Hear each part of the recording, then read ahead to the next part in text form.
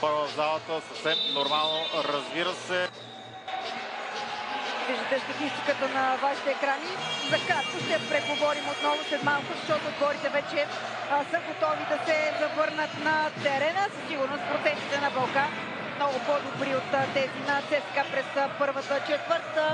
Първа четвърт, която завърши с абсолютно фамозна тройка зад центъра на Христо Захариев и даде преднина от 6 точки за втори път в първата част на гостите от Ботевград. Брендан Янг, Дамен Анкачо, Мартин Сотиров, Зейнос и Алекс Симеонов за ЦСКА, Павлин Иванов, Никос Дипуаро за първи път в днешния двубой. Ще видим Ден Кадел, Николай Грозев и Митко Маринчешки за отбора на Балкан в тази втора част. Алекс Симеонов срещу Ники Грозев, двамата герои от интервюта преди мача, един срещу друг. Нарушението е на Грозев преди да атакува коша Алекс Симеонов, който определено има своето физическо, макар и не много голямо, все пак има предимство спрямо Ники Грозев. Иначе от първата четвърт 4 тройки за Балкан от 6 опита, само една от 5 за ЦСКА, така че пак има разлика в отбелязването на тройки между един и другия отбор. Разбира се, много е рано за някакви сериозни тенденции в този показател. Мартин Сотиров с опит да върне трите точки не успява. Имаше варианти да подава близо под коша. Мисля, че Зейнос бе там, но Сотиров реши да атакува отдалеч и възможност за Балкан да направи най-голямата разлика в матча, която ще се случи, ако това нападение бе успешно, но и Дипаров пропусна и Митко Маринчешки не успя да добави там. Топката Зейнос иска да играе именно срещу Маринчешки на нисък пост. И Зейнос не атакува, което е любопитно. Брендан Янг, нарушение на Маринчешки, второ за... второ за него, две има и Николай Грозев.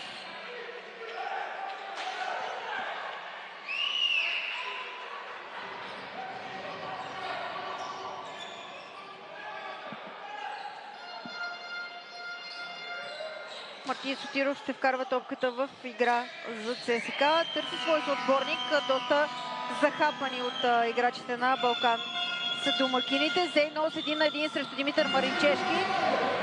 Има превъзходство там Зейнос със сигурност. Въпросът е колко минути ще успее да остане на терена Зейнос, защото наистина без Драган Зекович неговото присъствие е много ключово за ЦСКА. Павлин Иванов сега на скорост влиза под коша. Опита си да направи нещо много ефектно, а именно да забие. Тази забивка сме я виждали доста пъти, особено през този сезон. Така често обича Павлин да ни я показва. Но бе фаулиран той там от Зейнос.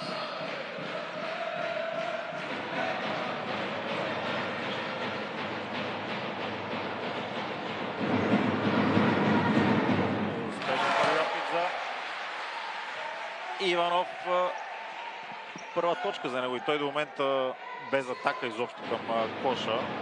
Усихме вече в тази серия поне в началото Павлин да разиграва своите съотборници, да иззема част от племенкърските функции в състава на Балкан.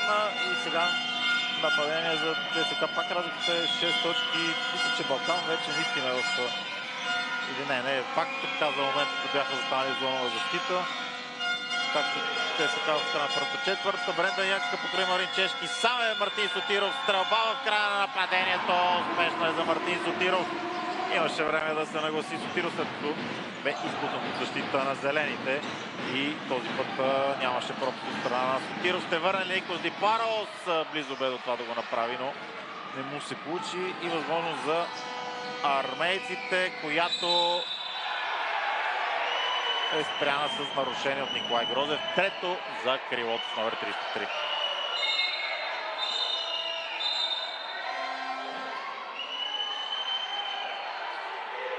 Росен Барчовски има някакви претенции. Там беше почти на централната линия. Малко почти пред Любомира Миорков на масата. Ако някой от камерите ни е уловила този момент, също би било добре и него да видим. Ето тук в тази ситуация искаше обяснения, но по-скоро може би от щаба на Балкан, колкото от Любомира Миорков. Росен Барчовски беше насочил на там жестовете си поне, но Венци Великов успокоява страстите.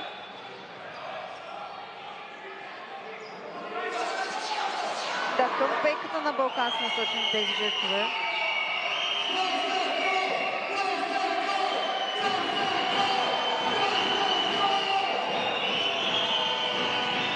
Малко сме като в дискотека тук, но това са някакви детайли, които все още млад клуб като ЦСКА те-първа ще изчиства вероятно. Там Енакчо имаше толкова много пространство пред себе си, вместо това избра да я хвърли в колената на Зейнов. Абсолютно безумно отиграване на там Енакчо, който има 2 точки срещу името си, но по-скоро го няма. По-скоро го няма на матча просто. Още не е дошъл днес там Енакчо. Освен онази атака в края на първата четвърт, която завърши с нарушение срещу него, той не е погледнал коша, както се казва. Христо Захариев покрай Зейнов, отличен проект за Захариев, след като взе предимство, тъй като е естествено по-бързо от своя съперник, много хубаво застана пред него, за да не му даде шанс да го блокира или да го спре по някакъв друг начин. Шо пак се чуди какво да направи. Стреля там Енакчо. Пропуска Зейнов. Първо взе борбата, но отново с любимото ще играе Христо Захариев, именно да краде топката. И сега показа и поглед Павли Иванов. Малко повече им дойде Харлен Глобтротърс на Балкан с опитите за ефектни подавания. Дамян Минков ще влезе в игра за отбора на ЦСКА. Там Енакчо ще напусне игрището. Преди това искам много там Енакчо да се обяснява нещо с Славчо Нучев. Там Енакчо има този навик още от появата си тук в българското първенство. Преди матч, след матч винаги коментира много така разпалено с съдиите. Явно се опитва да влезе по-бързо в нещата. Но в тази ситуация малко не му беше място. Мартин Сотиров залепен за Павлин Иванов. Никос Дипларос тук ще се измъкне, прави го, изважда топката към Пол Джексън и Пол Джексън бе толкова близо да вкара още една тройка за Балкан, но топката, както и преди малко, влиза и излиза от коша. Аз този Брендан Янг също не съм го виждала. Страхотна бърза атака на Христо Захариев, който е фаулиран там от Алекс Симеонов. Алекс Симеонов бесен по-скоро на съотборниците си в тази ситуация. Също мисля, че Никос Дипларос изби топката на Брендан Янг в ситуацията преди малко, за да се стигне до тази грешка. Отново Христо Захариев да е пък най-съобразителен, когато говорим за... Но твърде много грешки за Брендан Янг просто. И той... да, казахме за там Енакчо, но и Брендан Янг също не е много в кондиция. Въпреки, че има малко повече реализирани точки, малко повече атаки. Тези грешки са много атипични за него. Гледат Венци Великов и Калян Костов ситуацията. Пета бе тази грешка за ЦСКА в началото на двубоя. Факт е, че Брендан Янг, аз го казах първата четвърта и сме го отбелязали на един и два пъти. Обикновено той се опитва в началото да разиграва своите съотборници. Докато днес се реши нещо друго и атакува доста често през двама, през трима дори. И е нормално, един път ще ти мине номера, както се казва, другия път няма да се получи. И мисля, че ако за ЦСКА, ако той не успее да разиграе останалите, със сигурност нещата няма да се случат. Типичен пример е там Енакчо, който е с една стрелба и 2 точки от наказателната линия, затова е беззаменен. И се виждаше, че тази стрела пак я взе много мъчно, с много чудене и не успешно. Съдите гледат за неспортсменско нарушение, най-вероятно, в тази ситуация. Но трябва поне така си мисля такова да е тяхното решение. След Норвенци и Калян Костов са тези, които ще определят дали са само 2 наказателни удара или 2 наказателни удара. Да, обикновено нарушение на Алекс Симеонов, 2 наказателни удара за Христо Захариев. Предстои този фен на Балкан не бе съгласен, че останалото е фал, но си беше така. Трябваше да си е точно така, както решиха съдиите.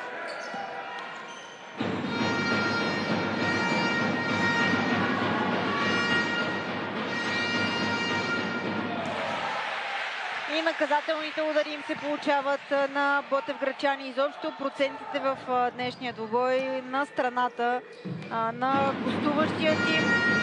Много редки ситуации през този сезон се получава така. Да се радват на такъв комфорт в залата на ЦСКА. Гостуващи баскетболисти. Мартин Сотиров подхваща това нападение за ЦСКА. Алекс Симеонов търси Зейнос под коша. Зейнос, сега срещу него вече Мануел Суарес. И тук се справя Зейнос с играта на нисък пост. Въпреки че Петър Златанович вкара Мануел Суарес срещу него. Никос Дипуарос. Дипуарос, мисмач тук сериозен, но тъкмо щях да кажа добра защита на Брендан Янг, но Дамян Минков не успя там да овладее топката. Сега съдиите ще дискутират помежду си колко секунди трябва да останат за атака, тъй като часовникът според секретар Атанас Иванов смяна на владението и затова часовникът бе даден на нови първо 24, сега решението е 13, т.е. явно наистина решават, че има смяна на владението. Затова има и 14 секунди за Балкан, т.е. имат спокойно време да организират атаката си тук. Ботевградчани, Никос Дипуарос е направил крачки в тази ситуация. Признавам си, не гледах в краката му, но виждам Митко Димитров от пейката да му вдига палец. Тоест, ето тук. О, да. Интересен на подскок. Този подскок и ние не го видяхме отгоре. От нашето място кацнали тук нямаше как да го видим.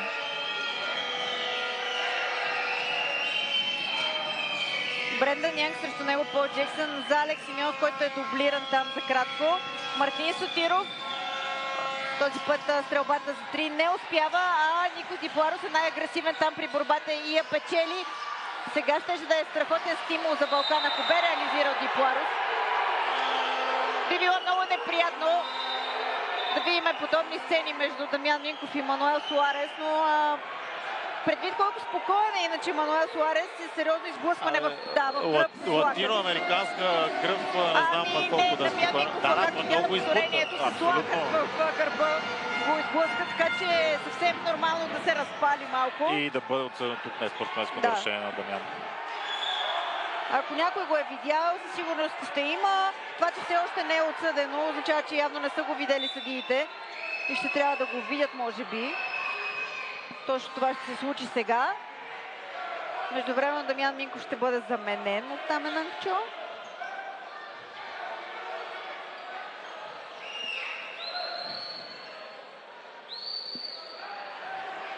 По принцип, предвид латиноамериканската му кръв, е сравнително спокоен човек, но чак такова спокойствие няма според мен никой в Националната баскетболна лига и всеки щеше да се изнерви, ако получи подобен удар в гърба. И изненадващо, така би казал, действа Дамян Минков, тъй като Мануел Суарес почти нямаше контакт с него, пак там в ъгъла също нямаше какво да направи чилиеца. Дамян Минков с излишно грубо действие тук в тази ситуация. Сигурен съм, че той още повече сега ще бъде заменен, когато се да позволят смяната, ще осъзнае, че е направил доста сериозна грешка. И там и Зейнос се намеси да усмирява ситуацията, колкото и така странно. Значи, щом Зейнос не застана на страната на Дамян Минков и не тръгна срещу. Изненадващо за мен отсъдено, остава си обикновено нарушение на Дамян Минков, въпреки че отчетливо бе избутан сериозно Мануел Суарес без опит да така като го видя Дамян Минков, дали си е взел пуха. Няма се да продължаваме напред, както се казва в добрата стара поговорка. Не знам дали не знам какво е вече. Но топка в владение на Балкан. 5 секунди отсъжда Славчо Нучев. Петър Златанович се смее там. На мене ми е смешно, признам си. След като видяхте на няколкото повторения изблъскването с лакът в гърба и след това тези 5 секунди, малко ми идват повече. Топка за ЦСКА, нападение за червените, шанс да намалят още своето изоставане. да свалят тези 5-6 точки, които са в последно време. Тамен Ангчо най-после се решава да атакува, стреля за 3, неточна стрелба за Тамен Ангчо. Знаете, че казваме ви, не най-добрият стрелец, пък е той от зоната с 3 точки. Не знам дали обърнете внимание как Никос Дипаров бе залепен за него и след това направи веднага 2-3 крачки назад, въпреки че времето за атака бе малко. Той затова и чо стрели, иначе не мисля, че щеше да атакува. Сега Дипаров ще го направи. Няма да обаче невъзможно след топката се удря в кръка на Брендан Янг. Той завършва успешно и ще има тайм-аут за Петър Златанович. Първи изобщо тайм-аут от началото на двубоя е това. Той да приаванс от 3 точки за състава на Балкан, но и с няколко неуспешни нападения за зелените в последните моменти от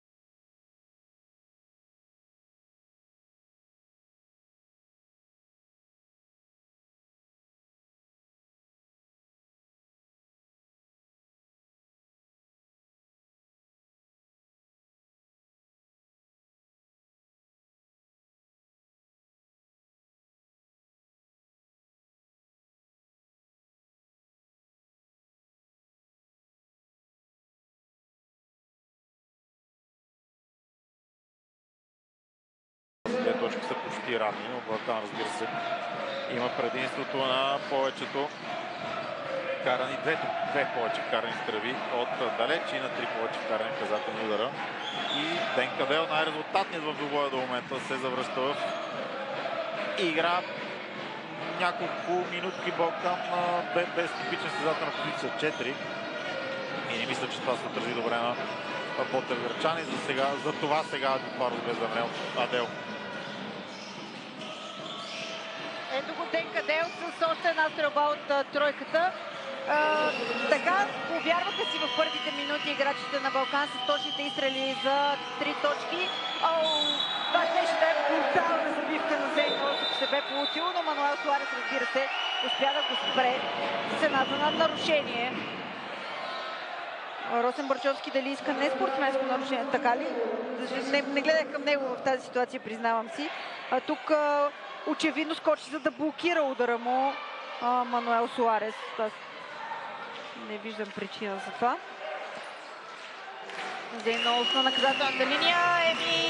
Лиши от една гръмка забивка Мануел Суарес, но това е част от играта, разбира се.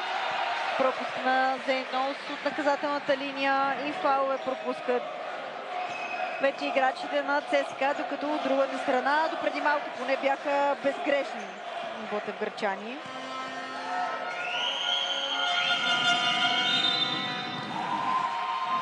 Три от 4 са от наказателната линия домакините, а 5 от 5 състезателите от шампиона на страната, който все още, разбира се, защитава титлата. Малко повече от 4 минути има до края на първото полувреме. Минимална вече предина за Балкан, след като последните 5 точки са за ЦСКА. Дали Мануел Суарес. За сега не сме видели много от битката между него и Зейнос. Какво изпълнение на Суарес, падайки с табло.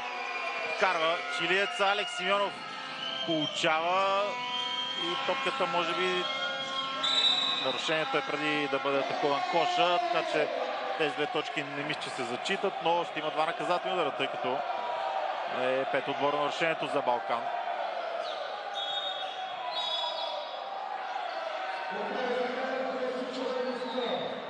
Константин Тошков ще замени Павлин Иванов. Дамян Минков отново се готви да се върне в игра. Той пък дава почивка на Брендан Янг. За първи път и за Брендан Янг. Да. Позагуби се, поизмори се Брендан Янг. Не е доволен от помощта, която получава изобщо. Няма как и да е в настроение, разбира се. Диригента в играта на ЦСКА. диригент, но без оркестър.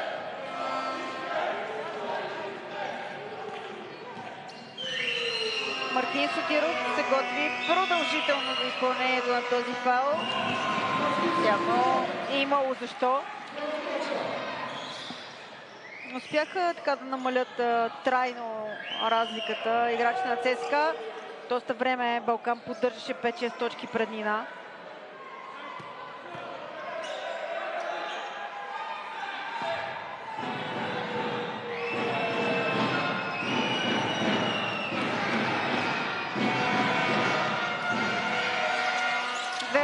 За Мартин Сотиров. Пета точка за гарда на червените в днешния двубой. Денка Дел за Пол Джексън. Получава заслон. Опита се да играе контраслон. Да, Мануел Суарес не получи топката. Пол Джексън надиграва се с Мартин Сотиров и е блокиран чисто. Възможност на ЦСКА да направи пълен обратно в резултата или поне да изравни. Тамен Ангчо ще атакува сам. Прави го и най-после показва някаква искрица от своите възможности тук, за да изравни до 35 на 35. Некъде за Балкан отново пак не им се получават чисто като организация нападенията на Ботев Гречан. Има коридор за Денка Дел. Много хубава стъпка на страница, но когато трябваше да завърши успешно го направи. И Дамян Минков е сам на тройката за водачство на ЦСКА. Не и 3 на 2 в зелено. Денка Дел ще направи нова грешка. Грешно решение на Денка Дел. И сега пък Тамен Ангчо няма да стреля и той. Още шут на Сотиров в крайна сметка за 3. Пропуск. Спокойствие, затова призовава от пейката Росен Барчовски. Затова трябваше да призовава и Петър Златанович. Христо Захариев извършва второто си лично нарушение. По-лошото, че той е, казах ви преди малко, Балкан изчерпа лимите си от фаула и ще има възможност за ЦСКА да поведе в резултата. Но истина лошо решението тук виждате на Денка Дел тръгна през двама. Бяха 3 на 2 в зелено. Но австралийското крило абсолютно не трябваше да атакува по подобен начин.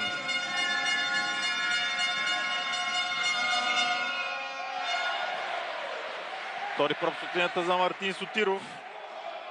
Също втори пропуск за ЦСКА, първи за Мартин Сотиров в среща, но ми се струва, че до някаква степен това, което поне аз си мисля, че си имали като идея да започва с Зейнолс и Мартин Сотиров като резерви. Именно повече енергия, повече точно принос от пейката за сега за ЦСКА се получава, тъй като двамата имат 13 точки карани от пейката и също са единствените двама, които са влизали като са влезли като резерви от тези, които не са започнали. Двубоя, т.е. ЦСКА играе с ротация от 7 човека.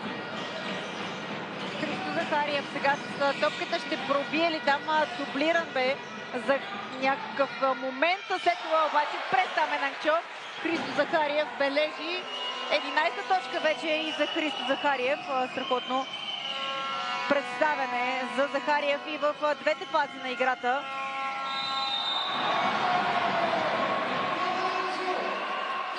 Ето го Тамен Ангчо, който очаква да виждат феновете на ЦСКА. Тамен Ангчо в атака. Тук бе фаулиран, видяхте, от Денка Дел. Тук дори повече имаше основания за някакво по-неспортсменско нарушение. Брендан Янг се завръща на терена за финалните минути и малко от полувремето. Пол Джексън сега бавно пристъпва в предно поле. Мануел Суарес, срещу него Андрей Иванов. Мануел Суарес ще извади топката, не е дава на Денка Дел, който го прави. Николай Грозев за трио! Точно стрелба на Ники Грозев. И ново водачество за Балкан. Само точка обаче напред за Ботев Гречани. Мартин Сотиров сега 1 на 1 срещу Пол Джексън. Помага там дейно Мануел Суарес. Мартин Сотиров за малко да спаси топката, но Тамен Ангчо отново показва, че е на някакво съвсем различно място, но не е в залата на червените. Интересно, че гледаше, не знам, Майкъл Сотиров гледаше Джо и топката мина между ръцете. Наистина странно действие тук от Таменанка. За съжаление, това повторение няма как да се види от, може би, другата камера, но не бе толкова важно, наистина необяснимо действие от крилото с номер 25 и тайм-аут за Балкан. Втори взима Петър Златанович. Нито едно прекъсване не използва Росен Баршовски от началото на срещата, която наистина мисля, че продава очакванията като интерес, интрига и, разбира се, оспорвани моменти, ситуации и всичко.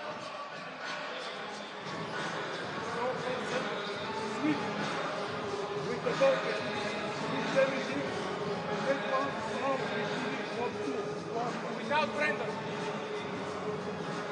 Okay, both cells are legal. So, but there's no timeout. I want to see double again.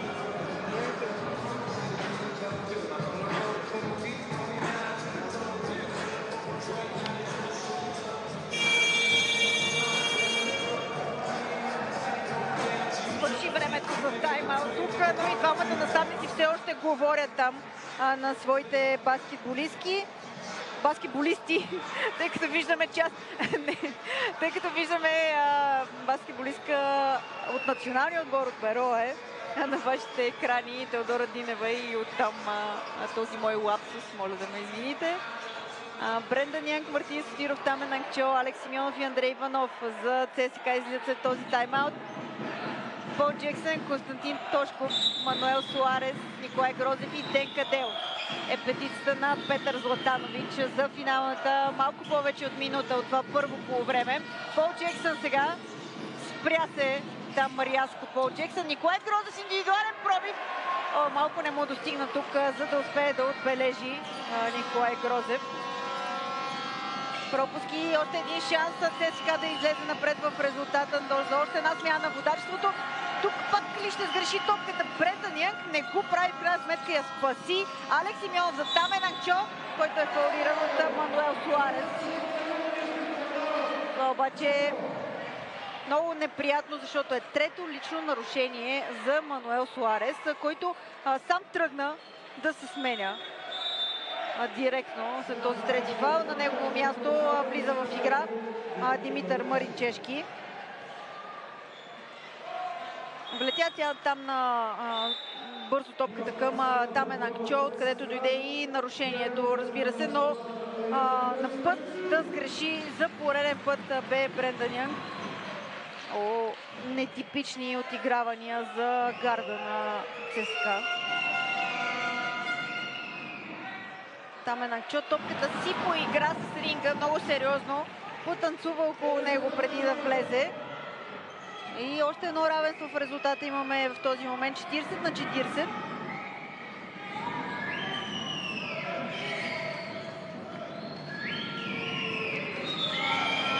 успее да продължи доброто си представяне Тамен Ангчо от наказателната линия. Не, отново пропуска един от двата си наказателни удара. Той остава равенството на светлиното табло. Денка Дел срещу него Алекс Симеонов.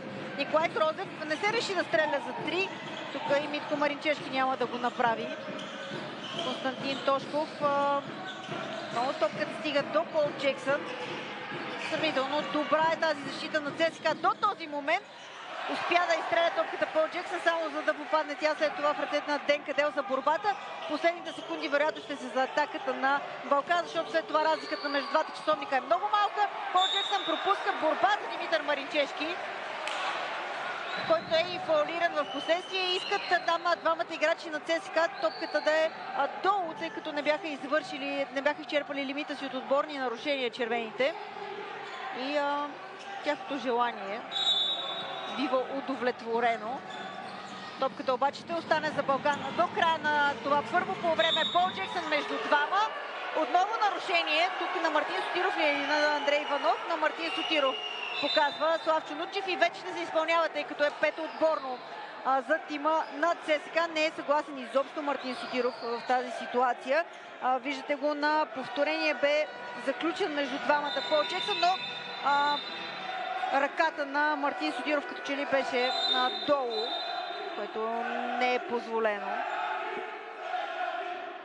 Много тънка ситуация. Венци Великов отново в обяснителен режим с Росен Барчовски там.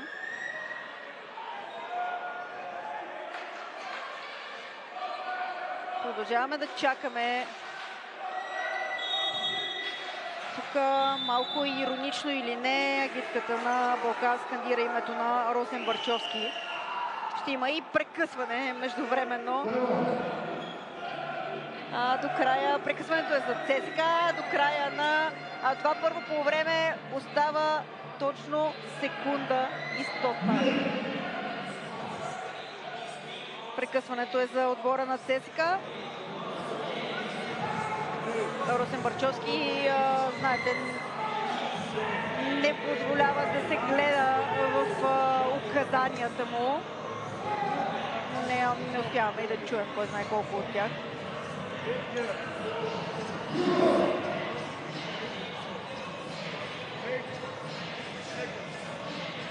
Ще успее ли някой от двата отбора да се възползва за нападение в тази оставаща секунда? Предстои да видим, защото им ще предстои изпълнение на наказателни удари, разбира се. С 12 точки, но още от самото начало на двубоя играч, който даде добрия тон за играта на Балкан, се казва Ден Кадел с 12 точки. Още веднъж един от последните дошли в състава на Балкан. С 11 пък много бързо избухна Христо Захариев, който е и абсолютно безгрешен от всички зони, от които стреля в днешния двубой, и безгрешен в защита. Също така Христо Захариев. Безгрешен с 2 лични нарушения, разбира се, но все пак с отлични изяви в дефанзивен план, както обикновено Христо Захариев. Ето го Пол Джексън вече на наказателната линия. Какво ще направи Пол Джексън? Вкарва първия наказателен удар и дава отново преднина на Балкан. Илиян Пищиков също се е появил на терена за Балкан на мястото на Николай Грозев. Пол Джексън пропуска втория наказателен удар. Не успяха изобщо играчите на ЦСКА по никакъв начин да отворят ситуацията. И така приключва това първо полувреме. 40 за ЦСКА, 41 за Балкан. Точка преднина за гостите. Ще видим сега и кой ще е нашият събеседник на полувремето. Любомир Нешев вече е долу край страничната линия, за да видим кой ще е героя, с който ще разговаря той. А това е Христо Захариев. Да ги чуем сега. Благодаря ти, Мария. Христо, започнахте добре, водихте през почти цялото по време. В един период обаче загубихте всякаква организация. Затова ли е разликата, падне само една точка ваша полза? Да, добре започнахме, натрупахме малко преднина и отново се изгуби организацията и в защита им позволихме точно да